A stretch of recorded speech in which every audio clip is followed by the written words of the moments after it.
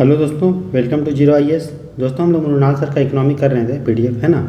तो total PDF 1000 page का है, जिसमें हम लोग 600 के पेज के आसपास कर चुके हैं। मतलब 80% सिलेबस हम लोग कवर कर चुके हैं, जिससे क्वेश्चन UPSC में पूछा जाता है।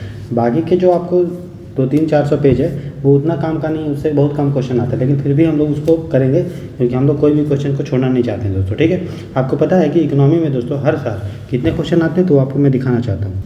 देखिए दोस्तों, ये प्रीलिम्स में जो UPSC का प्रीलिम्स होता है उसमें कितने क्वेश्चंस आते हैं इकोनॉमी से। तो देखिए इकोनॉमी का कॉलम है, ठीक है। 2021 में 10 क्वेश्चन आए, फिर 15 आया, फिर 14 आया, ठीक है।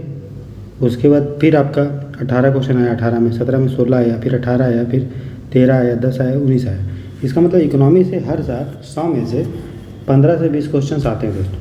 ठीक है, हर साल 15 से 20 क्वेश्चन आते हैं। उसी तरह पॉलिटी से भी देखेंगे तो हर साल 10 से 15 क्वेश्चन आते हैं। मतलब पॉलिटी और इकोनॉमी को मिला के 25 से 30 क्वेश्चन आता है। ठीक, अगर आप इस पॉलिटी और इकोनॉमी को अपना मजबूत कर लेते हो तो अपना आराम से प्रीलिम्स निकल जाएगा। इसीलिए इकोनॉमी पे मैं इतना फोकस कर रहा हूँ। फिर हम लोग जो है हिस्ट्री शुरू करेंगे नेक्स्ट वीक से, मतलब मंडे से आपका हिस्ट्री का आएगा पोर्सन, कल ही जाएगा वो। बेसिकली 1 अप्रैल से 7 अप्रैल तक हम लोग मॉडर्न इंडियन हिस्ट्री का इंग्लिश हिंदी दोनों में कंप्लीट कर देंगे। ठीक है, फिर हम लोग पॉलिटी का कंप्लीट कर देंगे, तो आपका हिस्ट्री पॉलिटी इकोनॉमिक्स कंप्लीट हो जाएगा दोस्तों। फिर ज्योग्राफी और इन्वायरमेंट को एक साथ 1 वीक में कर देंगे।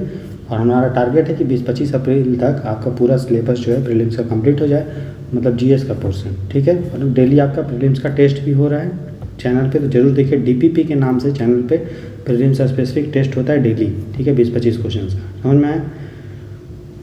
और ये आपका GS का पोर्शन से आपका UPSC प्रीलिम्स में उपयोगी नहीं होगा, बल्कि EPFO में भी जो GS के क्वेश्चंस आते हैं, टोटल 120 क्वेश्चन आता है। ठीक है, EPFO में, जिसमें से 50 से 60 क्वेश्चंस आपका GS का आएगा। ठीक है, उसमें से पॉलिटी, इकोनॉमी, ठीक है, और हिस्ट्री, ज्योग्राफी और इन्वायरमेंट उसमें सिलेबस में नहीं है। तो ये जो 3 चीज़ है, पॉलिटी, इकोनॉमी और हिस्ट्री, ये आपसे इससे आपका 40 क्वेश्चन के आसपास आएगा। तो आपको इसमें भी इकोनॉमी काम का आएगा। ठीक है, तो ये इसलिए इकोनॉमिक्स को दोस्तों मैं इतने अच्छे से डिटेल में पढ़ा रहा हूँ। तो टोटल 23 पार्ट तक हो चुका है, मतलब 26-27 लेक्चर हो चुका है। किसी एक पार्ट में ज़्यादा लेक्चर्स हैं, है ना। जो देखिएगा, इतना का अगर आप कंप्लीट कर लेते हैं तो आपको इकोनॉमी से एक भी क्वेश्चन बाहर नहीं जाएगा। लेक्चर कंप्लीट होने के बाद फिर 1 सप्ताह के बाद, जब आप इसको पूरा अच्छे से रिवाइज कर लीजिए अभी, फिर उसके 1 सप्ताह के बाद हम लोग 500 क्वेश्चंस प्रीलिम्स के लिए इकोनॉमिक्स का डिस्कस करेंगे। तो आपको पूरा इकोनॉमी का कंप्लीट हो जाएगा। फिर नेक्स्ट वीक आपका भी जो 1 से 7 अप्रैल तक हिस्ट्री का क्लास होगा, फिर उसको भी कंप्लीट करके फिर उसका 500 क्वेश्चन हम प्रैक्टिस करवा देंगे। तो इस तरह पॉलिटी, इकोनॉमी, फिर उसके बाद पॉलिटी का भी क्वेश्चन प्रैक्टिस करवा देंगे। तो जीरो IAS चैनल पे बस आप बने रहेंगे तो आपका आराम से UPSC प्रीलिम्स जो है निकल जाएगा दोस्तों। ठीक है, चलिए, तो हम लोग मृणाल सर का इकोनॉमी करेंगे दोस्तों। इस लेक्चर को प्रेजेंट मैं कर रहा हूँ, मेरा नाम राहुल बरनवाल है दोस्तों। ये लेक्चर आपका हिंदी और इंग्लिश दोनों में होगा। मैं EPFO में सिलेक्टेड ऑफिसर हूँ, साथ ही साथ मैंने UPSC का मेंस 2020 में और UPPCS का मेंस 2021 में दिया है दोस्तों। जीरो IAS चैनल पर प्लेलिस्ट बन गया है अलग अलग चीज़ का। पॉलिटी का भी बना हुआ है, DPP जो आप GS का टेस्ट होता है उसका भी बना हुआ है, हिंदी इंग्लिश दोनों में है। EPFO के लिए भी जो डेडिकेटेड कोर्स है वो भी आपका, उसका भी प्लेलिस्ट बना हुआ है। मृणाल सर का इकोनॉमी का बना हुआ है, तो आप पूरा अच्छे से इसको फॉलो कीजिए। इसके अलावा मैथ्स और CSET उसका भी प्लेलिस्ट बन गया है दोस्तों।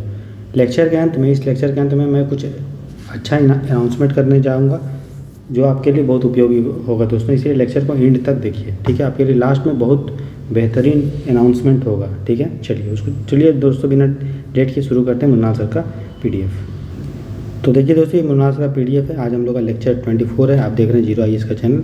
तो हम लोग दोस्तों कहाँ तक कंप्लीट कर चुके थे, देखिए हम लोग जो है एग्रीकल्चर को कंप्लीट कर लिए थे। ठीक है, हम लोग कर रहे थे इकोनॉमी के अलग अलग जो सेक्टर होते हैं, एग्रीकल्चर, मैन्युफैक्चरिंग और सर्विस, उसमें हम लोग एग्रीकल्चर कंप्लीट कर चुके थे। आज हम लोग दोस्तों मैन्युफैक्चरिंग देखेंगे। ठीक है, तो देखिए हम लोग यहाँ तक जो है कंप्लीट कर चुके थे। ठीक है, अब हम लोग यहाँ से अब जो मैन्युफैक्चरिंग का सेक्टर है, जो स्टार्टअप क्या होता है, MSME क्या है, उसके बारे में डिटेल में पढ़ेंगे। ठीक है, ये लेक्चर इंपॉर्टेंट है, लेकिन बाकी जो हम लोग को शुरू में जो लेक्चर किए हैं 3 पे, पिलर नंबर 3 तक, 1, 2, 3 तक, वो ज़्यादा इंपॉर्टेंट है। मतलब आज हमारा 24 लेक्चर है, तो 23 लेक्चर तक से 80% क्वेश्चन आएगा। बाकी के जो 20% क्वेश्चन है वो आपका लेक्चर नंबर 24 से लेके जब तक कंप्लीट होगा तब तक आएगा। मेरा टारगेट यही है कि आज जितना इकोनॉमी होगा, उसके बाद डेली थोड़ा थोड़ा कभी अल्टरनेट डे पे आपका इकोनॉमी का पोर्शन आता रहेगा। और इधर हम modern Indian history, accounting, CSET, ठीक है, और आपका प्रीलिम्स के लिए टेस्ट को भी करवाते रहेंगे। ठीक है, चलिए बिना देरी किए शुरू करते हैं आज का लेक्चर।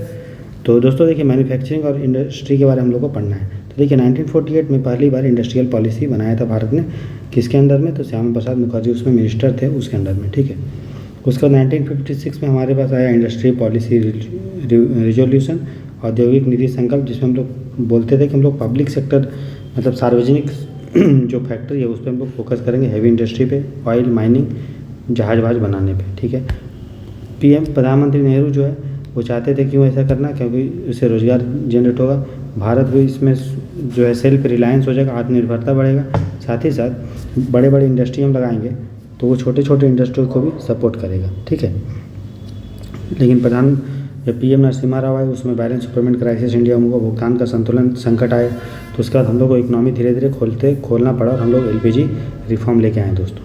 ठीक है, उसके बाद हम लोग एलपीजी के बाद जो है भारत का जीडीपी जो है मैन्युफैक्चरिंग और सर्विस सेक्टर का धीरे धीरे ग्रोथ बढ़ा है और रोजगार भी बढ़ा है दोस्तों। ठीक है, तो एलपीजी जो रिफॉर्म हम लोग किए थे 1991 में, है ना, पीएम नरसिम्हा राव ये हैं, आपका मनमोहन सिंह है, ये वित्त मंत्री थे, फिनांस मिनिस्टर, और ये थे उस समय प्रधानमंत्री।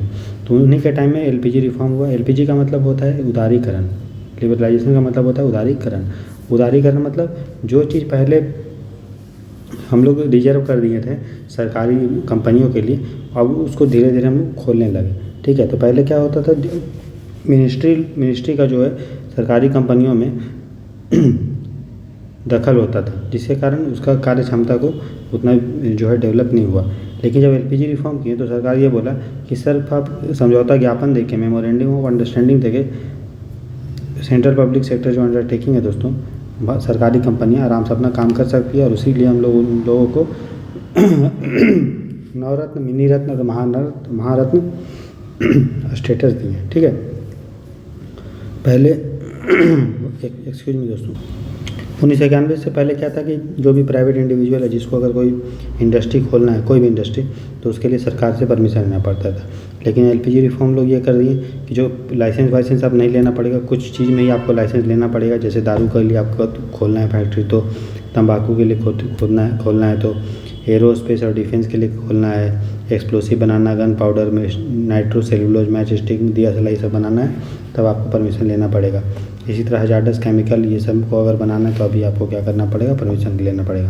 लेकिन पहले जो होता था, आपको हर काम के लिए फैक्ट्री खोलने के लिए परमिशन लेना पड़ता था दोस्तों। साथ ही साथ परमिशन तो लेना पड़ता था, इसके अलावा सरकार डिसाइड करती थी कि कौन फैक्ट्री कितना अमाउंट बनाएगा और कितने में बेचेगा। ठीक है, इससे क्या होता था, करप्शन होता था। ठीक है, लेकिन एलपीजी रिफॉर्म आने के बाद सरकार जो है धीरे धीरे ये सब ख़त्म कर दिया और जो है ईज ऑफ डूइंग बिजनेस हम लोग बढ़ाएं दोस्तों। ठीक, तो जो पहले क्या होता था, जो बड़े बड़े कंपनियों को अलाउ नहीं था कि वो सब काम कर पाए, कुछ सेक्टर को, कुछ चीज़ को रिजर्व कर दिए थे हम लोग कि ये काम जो है छोटा छोटा इंडस्ट्री कर पाएगा। जैसे अचार पापड़ बनाना है, मोमबत्ती बनाना है, उसको छोटे कंपनी में एमएसएमई के लिए रिजर्व कर दिए थे। लेकिन सरकार क्या किया, धीरे धीरे जब 1991 रिफॉर्म हुआ, एलपीजी रिफॉर्म, तो उसके बाद हम लोग जब आर्थिक सुधार किए हैं, तब हम लोग जो आर्थिक सुधार किए हैं दोस्तों, उससे क्या हुआ, हम लोग जितने भी अर्थव्यवस्था में जो भी रिजर्व किए थे वो सबको हम लोग क्या कर दिए, तो जितने भी इंडस्ट्री को हमने रिजर्व किया था वो धीरे धीरे बोल दिए कि उसको जो है एमएसएमई ये सब के रिजर्व नहीं है, कोई भी बड़ी भी इंडस्ट्री भी उस फील्ड में आ सकती है दोस्तों। ठीक है, देखिए दोस्तों, अभी कुछ समय पहले जो है मैं माइक लगाना भूल गया था, है ना, अपने सिस्टम में, तो आपको आवाज़ थोड़ा सा डिस्टर्ब होगा, लेकिन मैंने आप लगा लिया तो आपको कोई दिक्कत नहीं आएगा। माफ़ी, आवाज़ थोड़ा कम आने के लिए या ख़राब आने के लिए आपसे माफ़ी चाहता हूँ दोस्तों। ठीक है, अब अच्छा आवाज़ आएगा। ठीक है, तो देखिए, तो हम लोग लिबरलाइजेशन के बारे में पढ़ लिया, है ना। प्राइवेटाइजेशन मतलब क्या होता है कि सरकार दोस्तों, पहले सब चीज़ सरकार करती थी, कोई भी बनाना है चीज़, तो अब प्राइवेट प्लेयर को हम लोग उसमें एंट्री बढ़ा रहे हैं। ठीक है, तो प्राइवेट प्लेयर जब भी वो सारे काम करता है जो पहले सरकार के लिए रिजर्व था, या सरकार अपना शेयर को कम करके सरकारी कंपनी में प्राइवेट लोगों को इन्वेस्टमेंट के लिए बोलती है, तो उसी को हम लोग बोलते हैं दोस्तों प्राइवेटाइजेशन। ठीक है, लेकिन अभी कुछ चीज़ जो है हम लोग कुछ ही चीज़ को जो है सरकारी कंपनियों के लिए रिजर्व किए हैं, जैसे परमाणु ऊर्जा और रेलवे, ये सब जो है सरकारी कंपनी के लिए रिजर्व है। बाकी जितना भी चीज़ है दोस्तों उसमें हम लोग प्राइवेट लोग कर सकते हैं, है ना। चलिए, ठीक है, समझ गए आप। चलिए तो तो मैंने लिबरलाइजेशन बता दिया, जहाँ पे जो चीज़ रिजर्व था सरकारी कंपनी के लिए, जिसमें आपको लाइसेंस वाइसेंस लेना पड़ता था प्रोडक्शन के लिए, वो चीज़ अब खत्म हो गया। प्राइवेटाइजेशन का मतलब सरकार ये बोली हम अब कोई भी राष्ट्रीयकरण नहीं करेंगे। राष्ट्रीयकरण का मतलब कोई भी चीज़ कोई प्राइवेट होगा तो उसको सरकार अपने से नहीं बनाएगी, राष्ट्रीयकरण नहीं करेगी, है ना, और प्राइवेट चीज़ को अलाउ करेगी सरकारी कंपनियों में।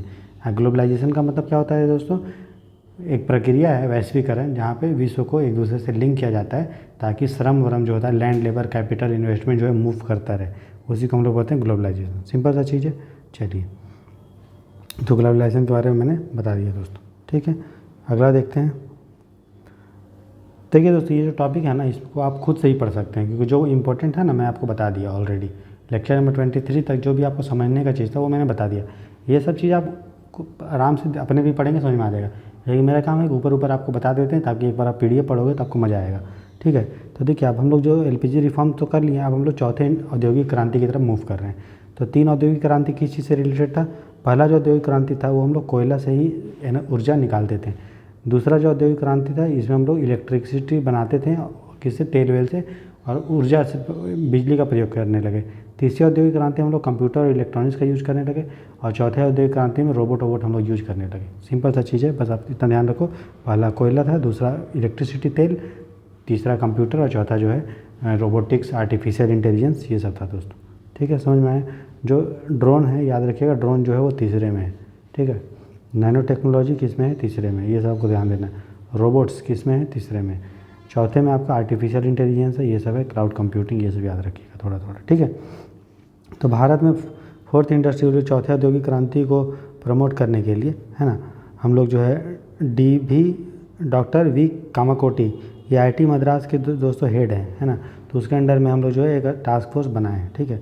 उसके बाद नीति आयोग भी जो आर्टिफिशियल इंटेलिजेंस पे एक मिशन लेके आए, नेशनल आर्टिफिशियल इंटेलिजेंस मिशन, ठीक है। उसके बाद एक संस्था है दोस्तों, GPAI, global partnership on artificial intelligence. तो आर्टिफिशियल इंटेलिजेंस पे ये पार्टनरशिप है ना, इसमें इंडिया भी इसका मेंबर है, याद रखिएगा। भारत इसका संस्थापक देश है, और इसको जो बनाया है दोस्तों OECD मिल के बनाया है। तो OECD का हेडक्वार्टर कहाँ है दोस्तों, पेरिस में। तो जो GPAI जो बना है उसका हेडक्वार्टर कहाँ है दोस्तों, पेरिस में, ठीक है। ये इतना आपको ध्यान रखना है। OECD का मेंबर इंडिया नहीं है, लेकिन GPAI का इंडिया मेंबर है, ठीक है। 4th इंडस्ट्रियल रिवॉल्यूशन को इम्प्लीमेंट करने के लिए हम लोग नए औद्योगिक नीति, न्यू इंडस्ट्रियल पॉलिसी दोस्तों बना रहे हैं, जिसमें हम लोग 6 चीज़ पे फोकस कर रहे हैं, ठीक है। क्या क्या है, टेक्नोलॉजी इनोवेशन, फिर manufacturing, MSME, ease of doing business, trade and physical policy, infrastructure and employment investment, skill and employability for the poor, ये आप याद रखिएगा थोड़ा थोड़ा, ठीक है। इसके अलावा समर्थ उद्योग भारत 4.0 बनाए हैं। क्यों, इसका मकसद क्या है, जो बड़े बड़े इंडस्ट्री है दोस्तों, ठीक है, उसको टेक्नोलॉजिकल सॉल्यूशन देंगे, तकनीकी हम लोग रूप से उसको सहायता प्रोवाइड करेंगे, ताकि वो 4th इंडस्ट्रियल जो रिवॉल्यूशन है उसको प्राप्त कर पाए, ठीक है। चलिए, साथ ही साथ टेक्सटाइल मिनिस्ट्री का भी समर्थ स्कीम है, जिसमें हम लोग स्किल डेवलपमेंट करते हैं टेक्सटाइल में, सिंपल सा चीज़ है। उसके बाद यही जो मिनिस्ट्री है दोस्तों भारी उद्योग वाली, वो नेशनल कैपिटल गुड्स पॉलिसी भी लेके आई है। वो कैपिटल गुड्स क्या होता है, कैपिटल गुड्स ऐसा चीज़ है जैसे पूंजी वस्तु में, पूंजी वस्तु क्या होती है, जैसे कोई मशीन है, कोई आपका बिल्डिंग है, ये सब कैपिटल गुड्स है, जिसको हम लोग खाते नहीं हैं, कंज्यूम नहीं करते, बल्कि इसके मदद से इकोनॉमी में ग्रोथ होता है, उसको हम लोग कैपिटल गुड्स बोलते हैं, ठीक है। फिर सर्कुलर इकोनॉमी एक कॉन्सेप्ट है। सर्कुलर इकोनॉमी मतलब ऐसी इकोनॉमी जिसमें कचरा वचड़ा हम लोग निकलने नहीं, कचरा वचड़े का भी यूज कर लेते हैं, ताकि जो वेस्ट जनरेशन हो बहुत कम हो और इकोनॉमिक ग्रोथ हो, उसी को हम लोग बोलते हैं क्या, सर्कुलर इकोनॉमी, ठीक है। बस आपको इतना ही कॉन्सेप्ट याद रखो कि जो भी हम बनाते हैं तो उसको हम फेंकते नहीं है। जैसे मान लीजिए हम लोग लिखो फीको पेन होता है, आपको पता है, लिखो फीको हम लिख के फेंक देते हैं, तो वो सर्कुलर इकोनॉमी का पार्ट नहीं है। हम लोग मान लो आपको पता है कि ये होता है दोस्तों, जैसे कि तेल है, ठीक है, तेल का एक मान लो बॉटल है प्लास्टिक का, ठीक है, ये ख़त्म हो गया तो इसको हम लोग यहाँ से काट देते हैं, काटने के बाद इतना बचता है, जिसको हम लोग पेन रखने का या ब्रश रखने का काम में यूज करते हैं, तो पेन होल्डर बन जाता है। इसमें हम लोग क्या किए, जो भी खाली चीज़ था, अपशिष्ट पदार्थ था, उसको हम लोग यूज कर लिए, तो इसी को हम लोग बोलते हैं सर्कुलर। मतलब कचरा को भी आप, मतलब जो कचरा होता है जिसको आप फेंक देते हो, वो फेंकते नहीं हो, उसका भी यूज कर लेते हो, ठीक है। आप समझ में आया कि सर्कुलर इकोनॉमी मतलब ऐसा इकोनॉमी जो आपको वेस्ट भी है, जिससे आप वेस्ट से भी निकाल सकते हो ज़रूरत का चीज़, ठीक है। तो नीति आयोग इसको लेके सर्कुलर इकोनॉमी जो है और रिसोर्स एफिशिएंसी प्रपोज किया है, ठीक है। समझ में आए, बाकी सब काम का नहीं है। क्या काम का है सर्कुलर इकोनॉमी, सिंपल सा पूछेगा, ठीक है। बढ़िया सा चीज़ है तो उससे अच्छा पॉजिटिव चीज़ होगा, ठीक है। उसका बिजनेस मॉडल ये सब आपको नहीं पूछेगा दोस्तों, ठीक है।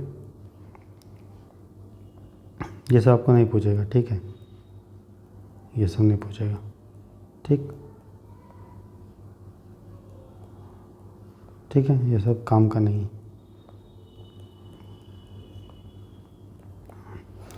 उसका ये पूछ सकता है सर्कुलर इकोनॉमी को हम लोग लागू करने के लिए plastic pact acts IPP Indian plastic pact sign किए हैं किसके बीच में, तो WWF फॉर नेचर इंडिया और CII के बीच में, जिसमें हम लोग प्लास्टिक प्रोडक्ट का रिसाइकल करके कुछ बढ़िया चीज़ बनाएंगे दोस्तों, ठीक है। उसका ये सब काम का नहीं है। उसका मैन्युफैक्चरिंग पॉलिसी है 2011 का, है ना। पर्पस क्या था, कौन मिनिस्ट्री लेके आई है, कॉमर्स मिनिस्ट्री, वाणिज्य मंत्रालय, ठीक है। काम मकसद यही था कि 2022 तक हम लोग 25% GDP बढ़ा देंगे मैन्युफैक्चरिंग का, ठीक है। और 10 करोड़ रोज़गार क्रिएट करेंगे, ठीक है। बाकी काम का नहीं है, ठीक है। और बोला गया है कि इसी में कि हम लोग national investment and manufacturing zone बनाएंगे दोस्तों, मतलब ऐसा जोन, ऐसा एरिया जहाँ पे इन्वेस्टमेंट आएगा, जहाँ पे मैन्युफैक्चरिंग को कुछ सामान बिकेगा, तो राष्ट्र उत्पादन और निवेश क्षेत्र बनाएंगे, ठीक है। तो ये एक ऐसा एरिया होगा जहाँ पे सरकार जो है FDI अलाउ करेगी, साथ ही टैक्स वैक्स भी बहुत कम लिया जाएगा, इंफ्रास्ट्रक्चर वहाँ से बढ़िया होगा, ताकि वहाँ पे लोग आके इन्वेस्ट करें और वहाँ पे जो भी सामान बिकेगा वो बाहर जाएगा और इंडिया में भी बिकेगा, ठीक है। समझ में आया। उसी को हम लोग बोलते हैं NIMZ। तो ये एक तरह का ये सेल्फ गवर्निंग बॉडी के रूप में काम करेगा, जो खुद ही रेगुलेट करेगा। इसको म्यूनसिपाल्टी ये सब रेगुलेट नहीं करेगी दोस्तों, ठीक है। म्यूनसिपाल्टी ये सब रेगुलेट नहीं कर सकती है, ठीक है। जैसे एग्जांपल है अहमदाबाद धोलेरा इन्वेस्टमेंट रीजन गुजरात में। उसके अलावा दिल्ली मुंबई इंडस्ट्रियल कॉरिडोर, ये भी आपका NIMZ है, national investment and manufacturing zone, ठीक है। कॉमर्स मिनिस्ट्री ने इंडस्ट्रियल इंफॉर्मेशन सिस्टम पता किया है, मतलब कि कहाँ कहाँ इंडस्ट्री है। जैसे कोई एरिया है तो यहाँ पे इंडस्ट्री कहाँ कहाँ है, ठीक है। इसके अगल बगल रॉ मटेरियल है कि नहीं, मार्केट कहाँ है, तो उसको सब पूरा इन्फॉर्मेशन इंडस्ट्रियल इन्फॉर्मेशन सिस्टम से मिल जाएगा। तो कोई भी अगर आदमी इन्वेस्ट करना चाहता है कोई इंडस्ट्री, तो उसको आइडिया अगर लग जाए कि भैया इस एरिया में यही रॉ मटेरियल है, कच्चा माल यहाँ है, मार्केट यहाँ है, तो आसानी से वो किसी एरिया में इंडस्ट्री लगाना है किसमें नहीं लगाना है वो डिसाइड कर सकता है। इसीलिए कॉमर्स मिनिस्ट्री ने इंडस्ट्रियल इन्फॉर्मेशन सिस्टम जो है लेके आया है, ठीक है। अगला देखते हैं इंडस्ट्रियल कॉरिडोर, ठीक है। औद्योगिक गलियारा, तो जहाँ पे इंडस्ट्री बहुत ज़्यादा डेवलप होता है पूरे एरिया में, तो एक गलियारा हम लोग बना देते हैं। गलियारा मैंने रोड टाइप का, जिसके इर्द गिर्द जो है दोस्तों इंडस्ट्री का डेवलपमेंट होगा, उसी को हम लोग बोलते हैं इंडस्ट्रियल कॉरिडोर, ठीक है। तो ये भी कॉमर्स मिनिस्ट्री के अंडर में आता है। तो national industrial corridor development and implementation trust, ये इसको लगाती है, इम्प्लीमेंट करती है, ठीक है। एग्जांपल क्या है दोस्तों, दिल्ली मुंबई इंडस्ट्रियल कॉरिडोर। तो आपको ये थोड़ा सा याद रखो कि दिल्ली मुंबई इंडस्ट्रियल कॉरिडोर किस किस राज्य से आता है, तो सिंपल सा चीज़ है।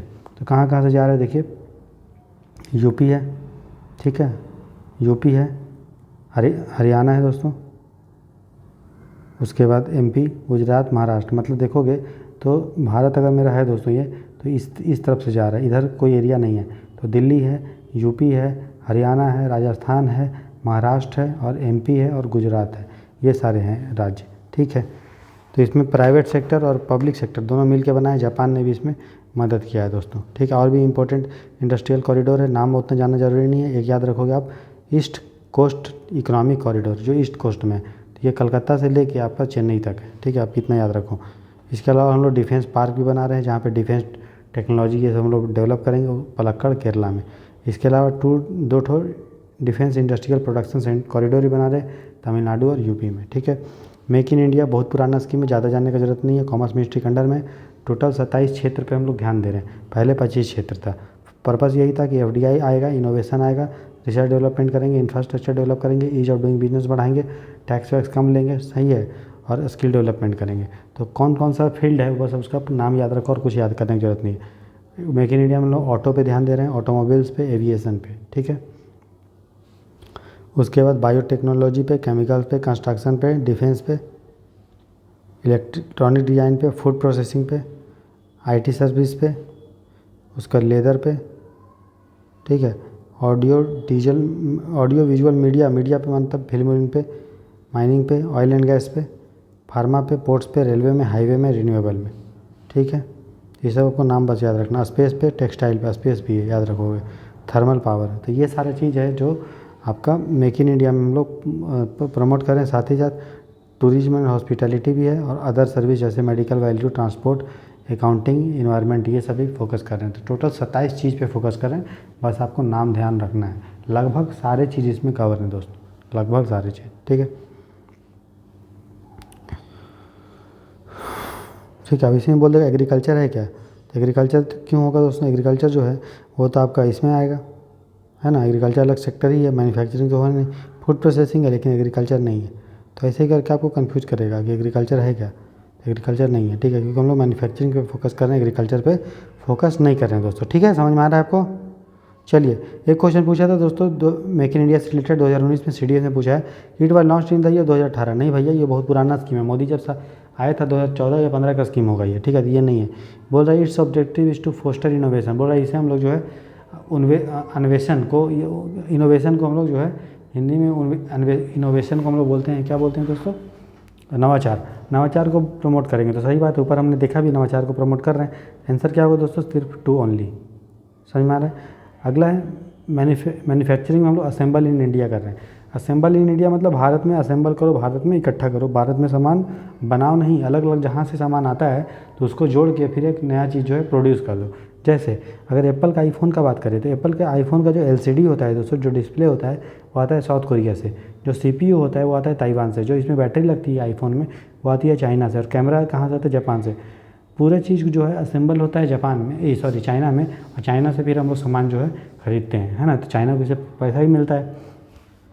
तो भारत सोच रहा है कि क्यों ना ये जो अलग अलग चीज़ से हम लोग भी ला के, और जिस तरह चाइना जो है सब चीज़ को जोड़ कर अपने जगह नया चीज़ बना रहा है, उसी तरह अलग अलग चीज़ अलग अलग देश से आए फिर इंडिया में असेंबल हो। इससे क्या होगा, अपना एरिया, अपना जो है फ़ायदा भी होगा। और ऐसा क्यों इंडिया बोल रहा है करने के लिए, क्योंकि हमारे पास अवसर है। क्या अवसर है कि चाइना में जो है तनख्वाह जो बढ़ रहा है, वेज बढ़ रहा है, मजदूरी बढ़ रहा है, तो सब फैक्ट्री चाह रही है कि हम चाइना से लगभग निकलें। और दूसरा, चाइना के विरुद्ध में पूरे विश्व में संरक्षणवाद हो गया है कि चाइना जो है बहुत बदमाश कंट्री है, ये जो है अपने इकोनॉमी को बढ़ावा देने के लिए दूसरे इकोनॉमी को दबाव डालती है ना। इसीलिए भारत सोचा कि हम जो है एक अवसर इसमें का फ़ायदा उठा सकते हैं, ठीक है। तो ये सारा चीज़ है, बस आपको इतना ध्यान रखना है दोस्तों, ठीक। उसका ये सब काम का नहीं है। एक चीज़ इसमें ध्यान दोगे आप थोड़ा सा, ये नेटवर्क प्रोडक्ट क्या होता है, ठीक है। तो नेटवर्क प्रोडक्ट का मतलब सिंपल सा फंडा है, जैसे मैंने बताया कि कोई भी चीज़ एक जगह नहीं बनना, अलग अलग जगह से सामान आना फिर नया चीज़ बनना, उसी को हम लोग बोलते हैं नेटवर्क प्रोडक्ट, जिसका जो वैल्यू चेन होता है वो अलग अलग कंट्री में होता है, ठीक है। समझ में आया। उसका ये सब जानने की ज़रूरत आपको नहीं है दोस्तों, ठीक है। तो ये सब जानने की ज़रूरत नहीं है। एक स्कीम है दोस्तों प्रोडक्शन लिंक्ड इंसेंटिव स्कीम। इसका सिंपल सा फंडा है कि कोई भी कंपनी अगर चाहती है सब्सिडी लेना, ठीक है, तो वो आपके प्रोडक्शन पर आधारित होगा, कितना आप प्रोड्यूस कर रहे हो, कितना आप बेच रहे हो, उसी को बोलते हैं प्रोडक्शन लिंक्ड इंसेंटिव स्कीम। बस आप इतना ध्यान रखोगे, ठीक है। तो ये लगभग 13 सेक्टर में है। अब ये सब का नाम जाना जरूरी नहीं है दोस्तों, बस ऊपर ऊपर देख लो। ऑटोमोबाइल है, ड्रोन है, एडवांस केमिस्ट्री सेल है, फार्मास्यूटिकल दवा दारू है, मेडिकल डिवाइसेस है, टेलीकॉम है, फूड प्रोडक्ट है, टेक्सटाइल है, स्टील है, ठीक है। वाइट गुड्स है, वाइट गुड्स मतलब जो डोमेस्टिक और होम अप्लायंसेस होता है उसको वाइट गुड बोलते हैं, ठीक है। AC, LED, ये सब electronic technology product, solar, photovoltaic module, ये सब क्या है दोस्तों, ये सब चीज़ हम लोग प्रोडक्शन लिंक्ड इंसेंटिव स्कीम दे रहे हैं, ठीक है। चलिए आगे है, इसका बेनिफिट वही होगा, जॉब क्रिएट होगा, एक्सपोर्ट होगा, GDP बढ़ेगा, इंपोर्ट हम लोग कम करेंगे, क्योंकि इंडिया बोल रहा है कि ये सब सामान आप बनाओ और बाहर देश में बेचो तो हम लोग का इंपोर्ट कम होगा दोस्तों, ठीक है। जैसे ये सब काम का नहीं है। उसी तरह का स्कीम है दोस्तों स्टार्टअप इंडिया। देखिए जो पढ़ा रहा हूँ आपको कितना जल्दी जल्दी समझ में आ रहा है ना, और लगभग चीज़ इसमें काम का नहीं है। इसलिए मैं बोल रहा हूँ कि ये जो चैप्टर है ये आप खुद भी पढ़ सकते हो, लेकिन आपको पता नहीं चलेगा कौन सा इंपॉर्टेंट है कौन सा इंपॉर्टेंट नहीं है, ठीक है। मैं प्रीवियस ईयर क्वेश्चन देखता हूँ, फिर मैंने खुद भी UPSC दिया तो मुझे पता है कि कौन कौन सा चीज़ इंपॉर्टेंट है कौन सा इंपॉर्टेंट नहीं है। तो आप छोड़िए वो छांटने वाला काम मैं कर ले रहा हूँ, बस आप अच्छे से मेहनत करके पढ़िए। तो स्टार्टअप इंडिया में हम लोग देखेंगे दोस्तों स्टार्टअप किसको बोलते हैं। तो जो नया डेफिनेशन है बोल रहा है कि कोई भी कंपनी जो शुरू में इस्टेब्लिश हुई है तो शुरू के 10 साल तक उसको स्टार्टअप हम बोलेंगे। उसका टर्नओवर जो होना चाहिए दोस्तों, कितना पैसा वो मतलब जो बेच रही है सामान 100 करोड़ से ऊपर नहीं होना चाहिए, और नया नया वो इनोवेशन करना चाहिए, नवाचार करना चाहिए, तभी उसको स्टार्टअप बोलेंगे। जैसे एग्जांपल क्या है, ये अनअकैडमी वाला रोमन सैनी, ठीक है, तो आप ये समझ लो। तो स्टार्टअप को क्या फ़ायदा मिलता है कि इनकम टैक्स ये सब से दोस्तों 3 साल तक कोई टैक्स नहीं लगता है, ना तो उसको 3 साल शुरू के 3 साल में ना तो उसको इनकम टैक्स लगेगा, ना तो कॉर्पोरेशन टैक्स लगेगा। इसके अलावा जो EPFO एक्ट है, ESIC एक्ट है, इसमें वो खुद जो है स्वप्रमाणीकरण कर सकता है, मतलब खुद से साइन करके मोहर मार सकता है कि हम जो ये कानून को फॉलो करते हैं। कोई जांच पड़ताल की उसको ज़रूरत नहीं है दोस्तों, ठीक है। उसके बाद स्टार्टअप को डेवलप करने के लिए एक फंड लाया गया है, जिसके तहत कॉमर्स मिनिस्ट्री जो है दोस्तों स्टार्टअप के लिए पैसा प्रोवाइड करती है। उसके स्टार्टअप से रिलेटेड जो भी योजना है उसमें पैसा देती है कॉमर्स मिनिस्ट्री। किस फंड के तहत? फंड फॉर स्टार्टअप के लिए, ठीक है। इसके अलावा और भी नया नया चीज़ लाया गया है, फॉरेन वेंचर कैपिटल इन्वेस्टर। जो भी इन्वेस्टर, ठीक है, स्टार्टअप में पैसा लगाते हैं तो उसको इनकम टैक्स में कुछ हम लोग छूट देते हैं, ठीक है। इसके अलावा स्टार्टअप इंडिया सीड फंड लाया गया है, ठीक है, ये भी कॉमर्स मिनिस्ट्री के अंडर में। इसमें क्या होता है, स्टार्टअप को पैसा दिया जाता है शुरू के 4 साल में। इसके अलावा प्रारंभ startup India international summit launch किया गया है, कहाँ? तो भारत सरकार का वाणिज्य मंत्रालय, कॉमर्स मिनिस्ट्री और बीमस्टेक ने किया है, ठीक। उसके बाद और भी बजट में डिसाइड हुआ है कि हम लोग एंजल टैक्स के नाम पे हम लोग जो है स्टार्टअप को हरासमेंट नहीं करेंगे, दूरदर्शन चैनल लेके आएंगे, स्टैंड अप इंडिया लेके आएंगे, सब काम का नहीं है दोस्तों। बस याद रखो एंजल टैक्स क्या होता है। एंजल टैक्स वो टैक्स है जब भी कोई स्टार्टअप कंपनी अपना शेयर बेचती है दोस्तों, तो शेयर जब भी बेचेगी तो मार्केट प्राइस पे ना बेच के बहुत ज़्यादा रेट पे बेचे, तो जो आदमी खरीदता है शेयर को जो मार्केट प्राइस से ऊँचे दाम पे होता है तो उसको हम लोग एंजल इन्वेस्टर बोलते हैं, ठीक है। क्या बोलते हैं? Angel investor. और वो जो पैसा कमाता है उस पर एंजल टैक्स देना होता है उसे, ठीक है। और भी कुछ रिलेटेड टर्म है, एक यूनिकॉर्न बहुत न्यूज़ में था। यूनिकॉर्न मतलब जो भी स्टार्टअप कंपनी 1 बिलियन से ऊपर अगर पैसा उसके पास है तो उसको हम लोग यूनिकॉर्न बोलते हैं, ठीक है। पूरे सबसे ज़्यादा यूनिकॉर्न कहाँ है दोस्तों? अमेरिका में, ठीक है। स्विगी, पेटीएम, बाइजू, अनअकैडमी, ये सब यूनिकॉर्न है, समझ में आए। और सबसे ज़्यादा स्टार्टअप कहाँ है दोस्तों? महाराष्ट्र में। और किस फील्ड में पूरे इंडिया में सबसे ज़्यादा स्टार्टअप है? वो IT सर्विस में। तो 2 चीज़ आप याद रखेंगे, महाराष्ट्र में सबसे ज़्यादा, IT सर्विस में सबसे उसमें भी सबसे ज़्यादा, ठीक है, पूरे विश्व में, पूरे इंडिया में मतलब। उसके बाद इलेक्ट्रॉनिक्स के लिए हम लोग नेशनल पॉलिसी एंड इलेक्ट्रॉनिक्स लेके आए दोस्तों। उतना काम का नहीं है कि हम लोग इलेक्ट्रॉनिक में भारत को एक हब बना के रखेंगे, और इसका मिनिस्ट्री कौन होगा? तो इलेक्ट्रॉनिक्स मिनिस्ट्री जो होगा इसके अंडर में होगा। बाकी ये सब काम का चीज़ नहीं है दोस्तों, ठीक है। उसके अलावा ये थोड़ा देख लो, एक कॉन्सेप्ट होता है दोस्तों, उसको हम लोग बोलते हैं सोवरेन पेटेंट फंड। बहुत सिंपल सा चीज़ है। जैसे मान लो कोई कंपनी है, ठीक है, उसको कुछ चीज़ बनाना है, लेकिन उस चीज़ पे पेटेंट किसी ने लिया है, तो अगर वो कंपनी, कोई भी कंपनी अगर वो चीज़ बनाना चाहती है तो उसको पहले पेटेंट का पैसा देना पड़ेगा, रॉयल्टी देना पड़ेगा उस कंपनी को जो उसने बनाया। कोई कंपनी है A, ठीक है, इसने कुछ चीज़ मान लो मोबाइल बनाया ऐसा, और इस पर ले लिया पेटेंट, ठीक है। कोई इंडिया की कंपनी है CD जो चाहती है कि ये वाला मोबाइल हम बनाएं, लेकिन इस पर पेटेंट अगर लिया गया है तो जब तक आप A को C और D पैसा नहीं देगा पेटेंट का, रॉयल्टी जिसको बोलते हैं, रॉयल्टी, तब तक ये मोबाइल नहीं बना पाएगा। और C और D चूँकि अभी नया कंपनी है, इसीलिए वो कहाँ से लाएगा पैसा? तो तब भारत सरकार जो है हस्तक्षेप करती आती है, बोलती है देखो हम लोग एक फ़ंड बनाए जिसका नाम है सोवरेन पेटेंट फंड। जिस वर्ड के आगे सोवरेन लिखा रहेगा तो आप समझ जाएंगे वो किसी सरकार का है। तो चूँकि इंडिया का बात कर रहे हैं तो ये जो सोवरेन पेटेंट फंड है वो भारत सरकार बनाए।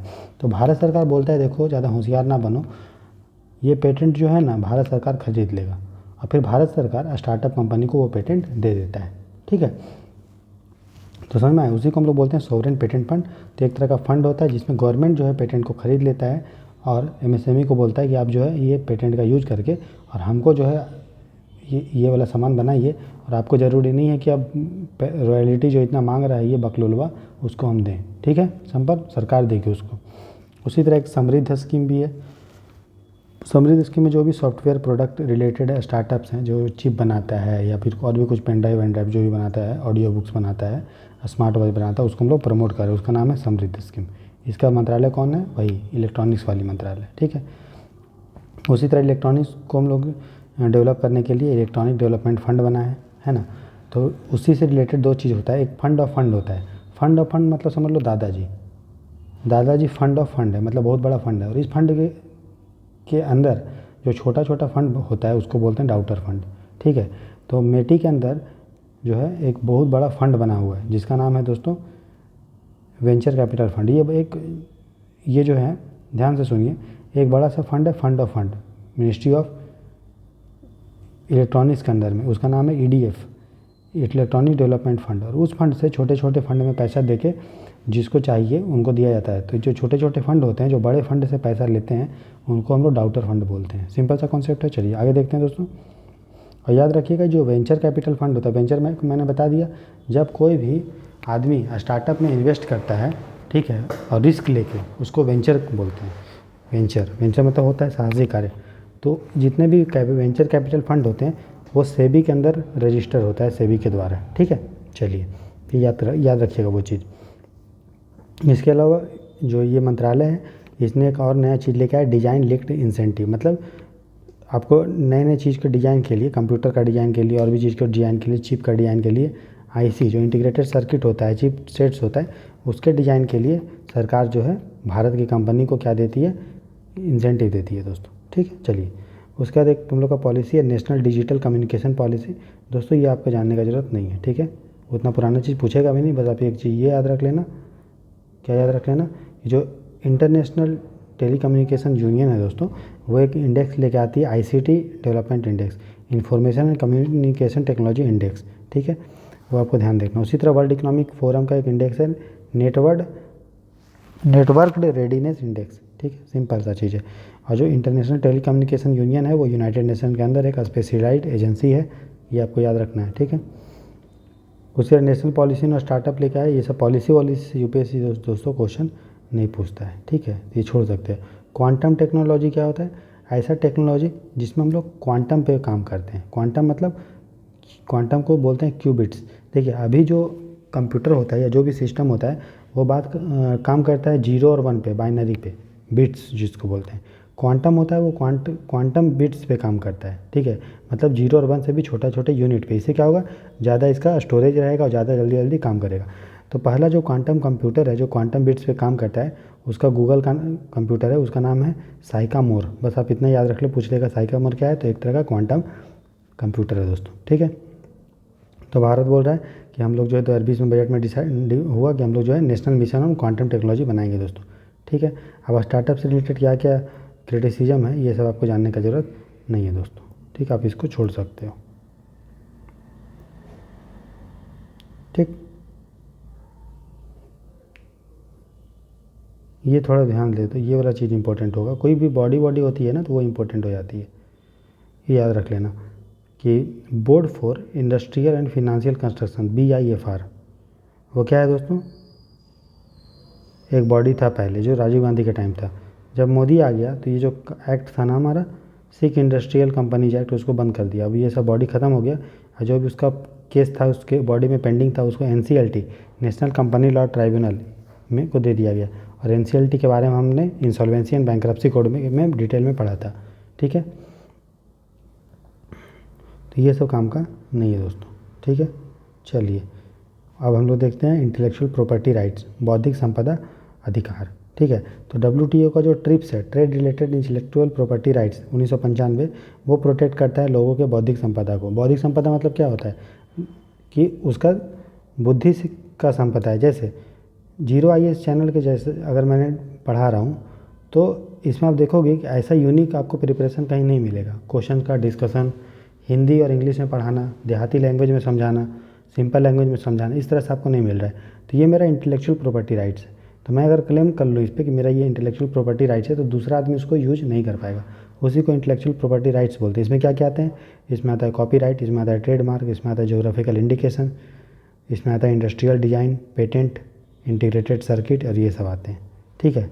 सिंपल सा नाम है। कॉपीराइट मतलब आप देखोगे कोई नोट्स होता है, कोई बुक होता है, उसके पे सील करके ऐसे लिखा होता है, मतलब कॉपीराइट है, कोई यूज नहीं कर सकता है। लेकिन सरकार ने बोला है, नीति आयोग, ये सुप्रीम कोर्ट ने, कि जो भी मटेरियल होता है, ठीक है, तो उस पर आपको कॉपीराइट आप नहीं ले सकते हो। मतलब विजन का ऐसे मैगजीन है, विजन का मैगजीन हम लोग सब पढ़ते हैं, मार्केट में भी है। तो विजन वाला सर नहीं बोल सकता है कि नहीं, जेरोक्स दुकान में नहीं बिकेगा, लोग नहीं पढ़ सकते, ऐसा नहीं। सुप्रीम कोर्ट बोला है कि अलाउ है, ठीक है। चलिए ट्रेडमार्क क्या होता है, जैसे आप देखोगे, जैसे वो होता है जैसे मर्सिडीज, मुझे पता नहीं कैसा सिंबल होता है मर्सिडीज का, ऐसे ही मान लीजिए ऐसा मोटरोला का सिंबल ऐसा होता है ना, M लिखा होता है। टाटा का कैसा होता है दोस्तों, टी लिखा होता है, ऐसा होता है टाटा का। तो ये सब ट्रेडमार्क है। जियोग्राफिकल इंडिकेशन मतलब वो जो उसी एरिया में ही मिलेगा, जैसे जीआई टैग है मेरा। इंडस्ट्रियल डिज़ाइन मतलब जिस हर इंडस्ट्री का कुछ डिज़ाइन होता है। पेटेंट समझ में आता है, पेटेंट दिया जाता है, जैसे मूवी पे ले लिए पेटेंट, गाने पे ले लिए, वो सब होता है। इंटीग्रेटेड सर्किट मतलब वही तो आईसी जो चिप लगाते हैं सो।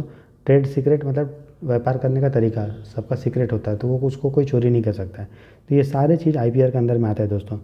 इसका जो मेन बॉस है वो यूनाइटेड नेशन का जो एजेंसी है, वर्ल्ड इंटेलेक्चुअल प्रॉपर्टी ऑर्गेनाइजेशन, जिसका हेडक्वार्टर जेनेवा स्विट्जरलैंड में, वो इसका हेड करता है, उसको देख रेख करता है, ठीक है। तो वीपो जो बॉडी है जो हम लोग ऊपर देखे हैं, वो ग्लोबल इनोवेशन इंडेक्स निकालता है। साथ ही साथ मराकेश ट्रीटी हुआ था जो 2013 में, ठीक है। तो जो लोग दिव्यांग है, जो अंधे हैं, नेत्रहीन है, तो उनके लिए जो भी बुक था, ठीक है, तो पहले क्या होता था कि कॉपीराइट बुक अवेलेबल नहीं था उनके लिए, लेकिन ये मराकेश ट्रीटी के बाद ये बोल दिया गया कि जो कॉपीराइट बुक है वो नेत्रहीन लोगों को भी लगे, मतलब पढ़ सकते हैं, और इंडिया उसको जो है साइन करने वाला, इस ट्रीटी पे साइन करने वाला पहला देश था, ठीक है।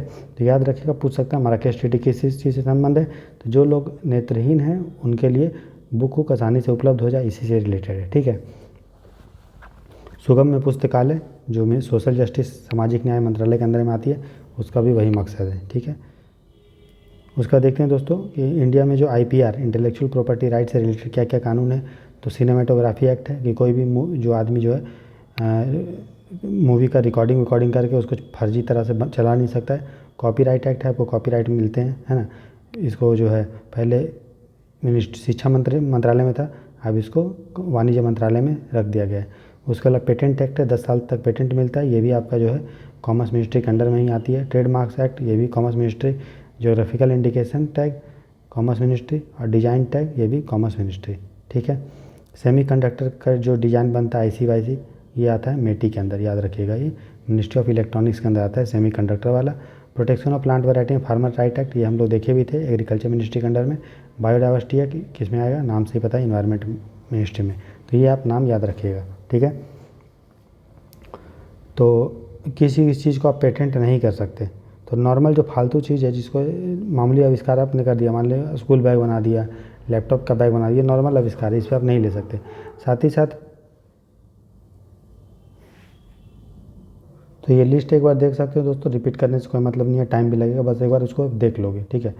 उसके बाद देखो क्वेश्चन पूछा था, इसी से पूछा था, ये क्वेश्चन देख लो।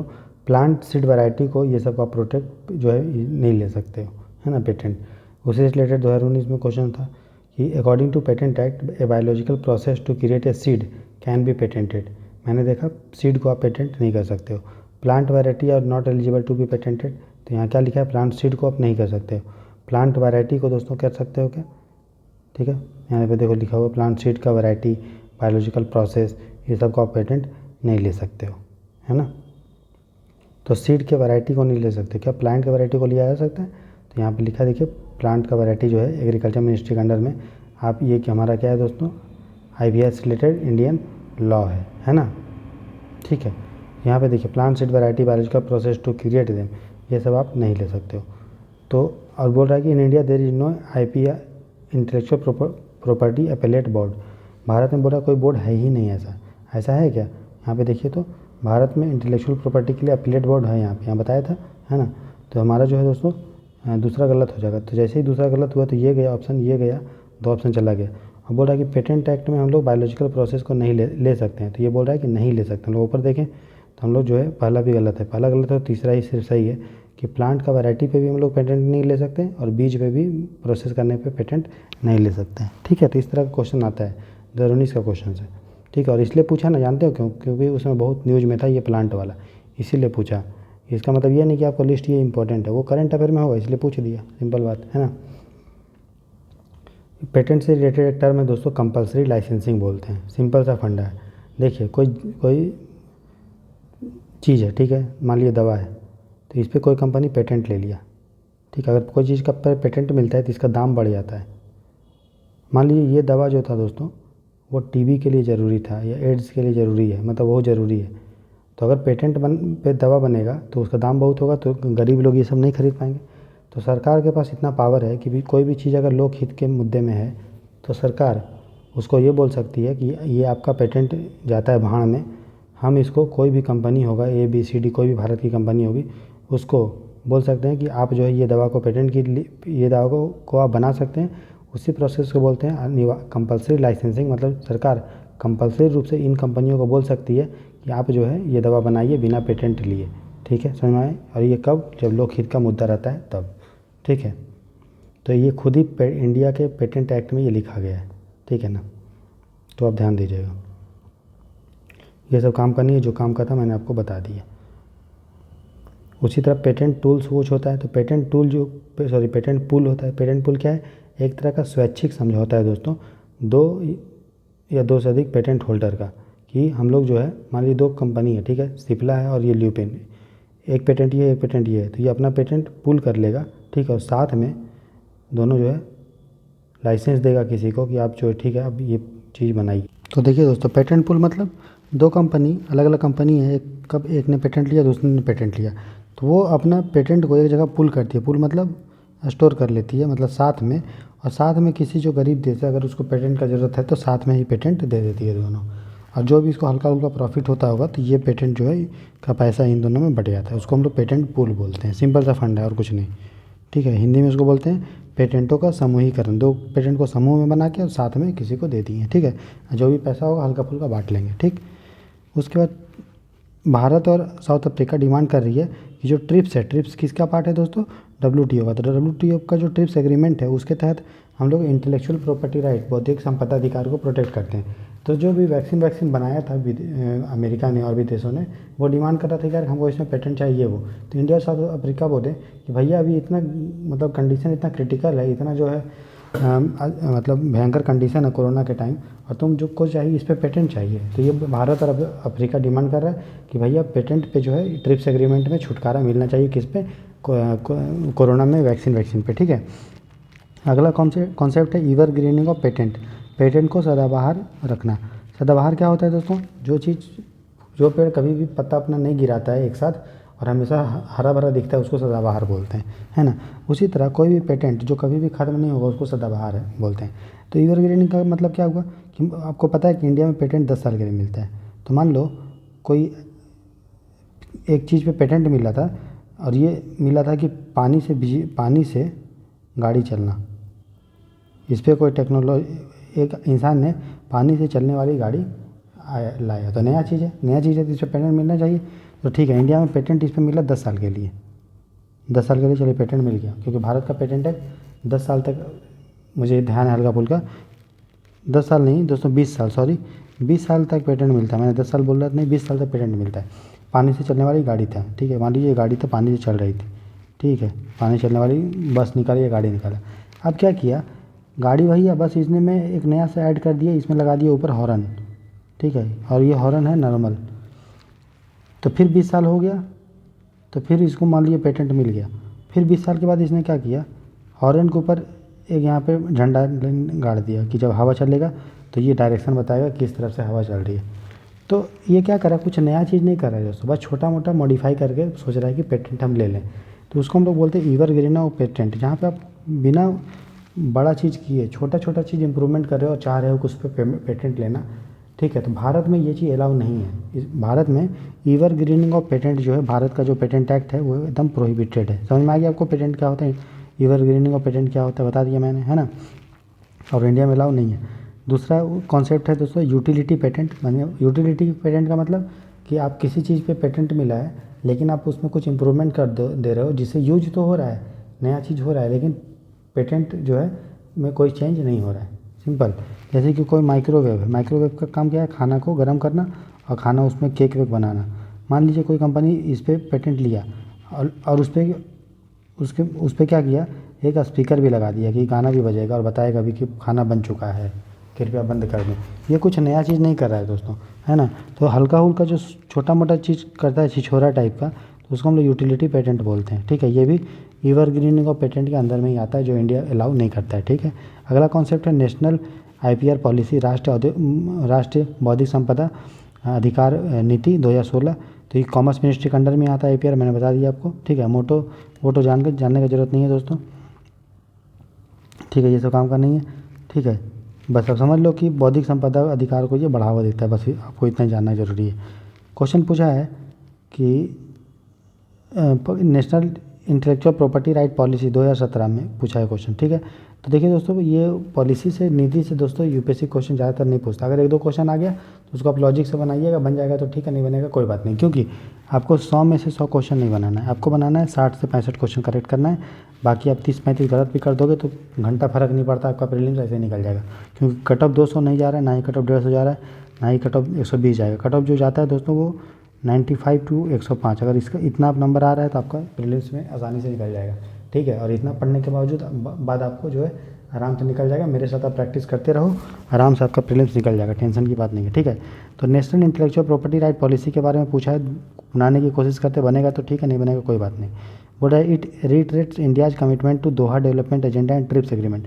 तो सही बात है, ट्रिप्स इसका नाम ही है इंटेलेक्चुअल प्रॉपर्टी राइट्स, यहाँ भी ट्रिप्स है, तो इंडिया के इसको कमिटमेंट जो इंडिया ने जो वचन दिया उसको ये रीट्रेट करता है, दोबारा से इसको दोहराता है, तो सही बात है। पॉलिसी इसीलिए तुम लोग बनाते हैं कि कोई हमने एग्रीमेंट समझौता किया है तो उसको हम लोग को लागू करना है, सिंपल सा चीज़ है। फिर बोला department of industrial policy and promotion is nodal agency for regulating IPR. तो सही बात है, जो DIPP एजेंसी है दोस्तों, ये ministry of commerce and industry के अंडर में आती है, और मिनिस्ट्री ऑफ कॉमर्स जो वाणिज्य मंत्रालय है उसी के अंदर IPR आता है, इसीलिए ये भी हमारा सही है। तो बोथ 1 और 2 होगा सही आंसर, ठीक है। तो उसके बाद हम लोग कुछ स्कीम देखते हैं, इसमें आपको इतना जानने की जरूरत नहीं, बस स्कीम का नाम देख लो। Startup intellectual property protection, commerce ministry के अंदर में, जिसमें स्टार्टअप को प्रमोट करते हैं। अटल इनोवेशन मिशन नीति आयोग के अंदर बना है, उसके अंदर 2 चीज़ लॉन्च किए हैं, एक नाम है एराइज अटल न्यू इंडिया चैलेंज, दूसरा एम अटल इनोवेशन मिशन सीरियस इनोवेशन, ठीक है। आप इतना ध्यान रखोगे, मतलब किसके लिए, स्कूली बच्चों में जो है इनोवेशन को बूस्ट करने के लिए, ठीक है, समझ में आया। सीरियस मतलब इंडिया एंड रसिया, ठीक है। सेतु का फुल फॉर्म है self employment and talent utilisation, ये भी नीति आयोग के अंदर में, इसमें भी हम लोग इनोवेशन को प्रमोट कर रहे हैं। स्मार्ट इंडिया हैकेथन, शिक्षा मंत्रालय इसको लॉन्च किया है, इसमें भी हम लोग जो है नए नए चैलेंज देते हैं बच्चों को, और बच्चों उस पर जो है सॉल्यूशन देते हैं। कोई भी संस्था सॉल्यूशन दे सकती है, कोई भी इंडस्ट्री ये सब दे सकती है, ठीक है।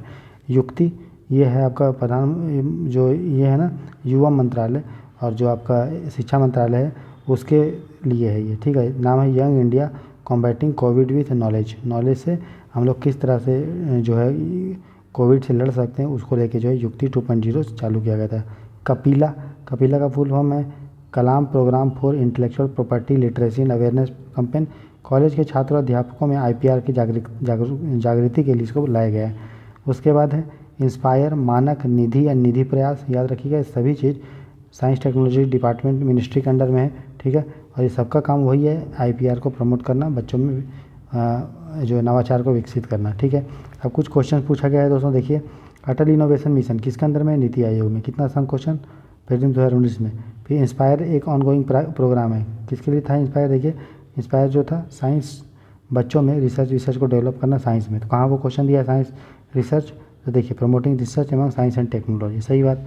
उसके बाद IPR का जो पॉलिसी बनाता है वो रिस्पॉन्सिबिलिटी किसका है दोस्तों, देखो यूपीएससी ने क्वेश्चन रिपीट किया है, CDS 2020 में, ये एक क्वेश्चन आया था 2019 में, वो था ना, ये वाला क्वेश्चन कब आया था, 2017 में आया था कि DIPP जो है IPR के लिए है, और यहाँ पे उल्टा घुमा के पूछ दिया है कि DIPP जो है, जो IPR है दोस्तों वो किसकी रिस्पॉन्सिबिलिटी है, तो DIPP की, ठीक है। जिसका हम नाम चेंज करके DPIIT हो गया, DPIIT, पहले इसका नाम था DIPP, department of promotion of industry and department of promotion of industry and internal trade, ये इसका नाम नया नाम हो गया, पहले नाम था DIPP, ठीक है।